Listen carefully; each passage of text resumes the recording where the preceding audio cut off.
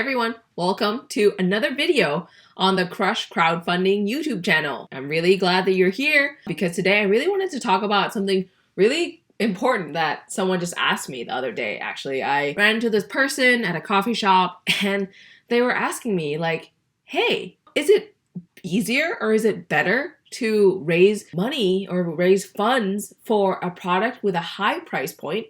Or is it easier or better to raise funds for a product that has a lower price point, like $1,000 or $10? What's easier? What is better to do on crowdfunding? So I wanted to touch a little bit on that because I think that's a really great question that I'm sure a lot of people also have, actually. In order to kind of frame the conversation, I want to get you to think about exactly what makes up or what comprises that amount raised that you see on different campaigns. The amount raised meaning like that bar that keeps going up, that green bar on Kickstarter, that pink bar on Indiegogo. Like what comprises that, right? It's dollars, the dollars that are raised. So the amount you raised on crowdfunding actually is made up of two things. It's made up of one, the number of units that are actually sold, right? The actual number of the thing itself. Did you sell 10, 15, 20, 30, 40, 50, 100? That multiplied by the price of the reward that you're listing, the price of that perk that people are buying, that people are pre-ordering. So again,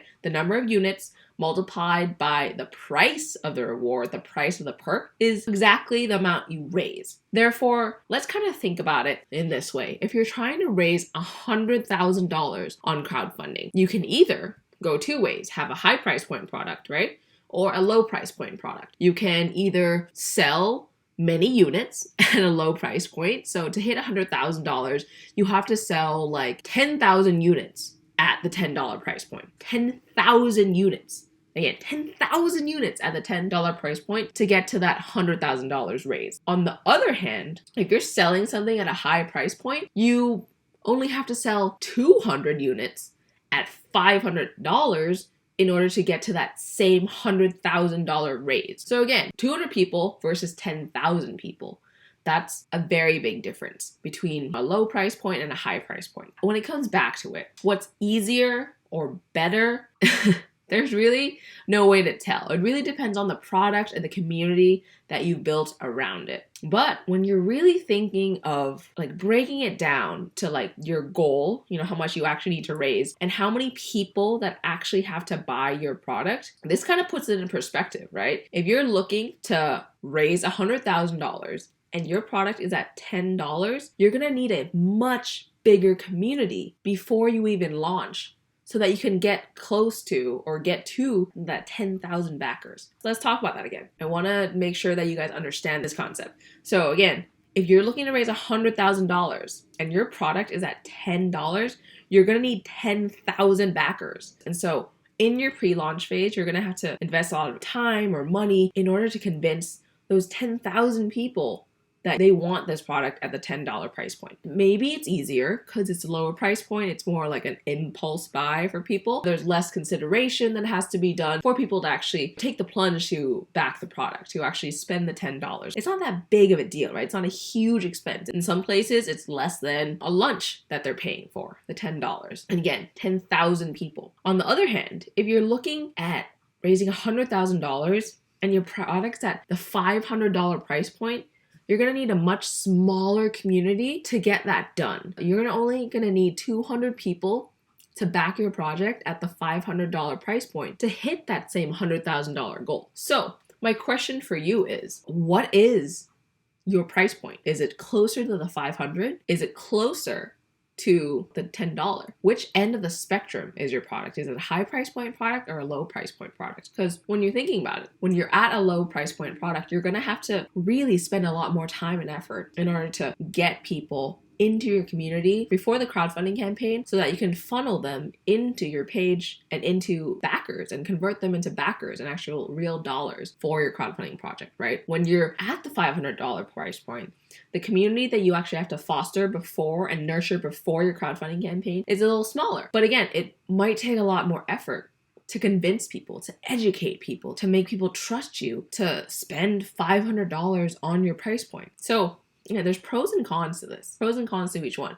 It's easier to convince people at $10 price point to just back on a whim. It's much more difficult at the $500 price point. But then again, you need less people to be convinced at the $500 price point versus the $10 price point. So when you're thinking about your crowdfunding project and your goal, whatever that goal is, think about it in terms of what the price point your product is going to be listed as, and plan your community building efforts accordingly. Because if you're looking at a community of 10,000 people before you launch your campaign, it's probably going to be a little bit more legwork up front, a little more grit, a little more boots to the ground hacking or working or tactical implementation from you than needing those just 200 people for your project at the higher price point. One of the things to keep in mind too for a higher price point is that the average price point for crowdfunding projects is actually about $100 per reward. That's the reward amount, $100 or below. That's the reward amount that most people spend money on. It's not too much of a commitment, but it's enough that you know that you've made an impact, you made a difference, and you know that you probably will get this in the long run because you and a lot of other people are spending money, a lot of money, to make this happen. That's kind of something to think about too, that like most people who do come on crowdfunding don't actually back projects at the $500 price point. I'm not saying it's not possible, but the average price point is about $100 or below. On the other hand, to play devil's advocate on that too, is that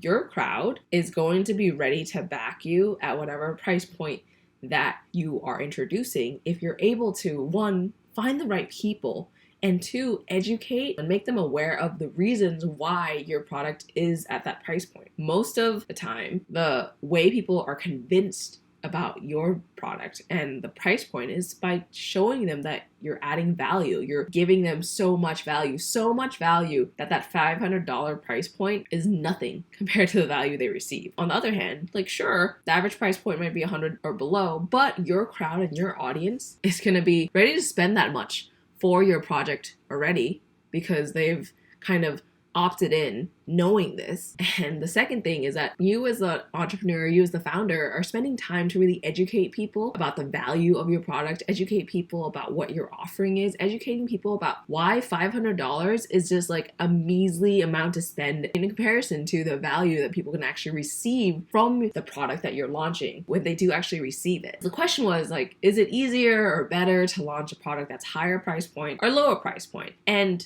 to be frank, it's not better or worse, right? It's really not better or worse. It's just you have to think about what you want to crowdfund, like the number that you want to hit, right? The amount you want to hit for crowdfunding or the amount you need to hit for crowdfunding, and kind of break it down into its kind of basic pieces. Literally, like what number of units do you have to get at that price point to meet your goal? Those are the two things. If you figure out those two things, you'll be able to really adequately prepare for your campaign and prepare for your launch. And again, if you are looking at something that's a really low price point and you're trying to get $100,000, you're gonna need a bigger community. You're gonna have to spend more time probably or more money up front in order to get that really big community for your launch, for your lower price point product. On the other hand, if you have a product that's a really high price point, you might not have to spend that much money or as much money or as much time beforehand to convince a tiny, smaller sliver of the community to actually want your product, want to actually back your project. Think about exactly what you want to raise,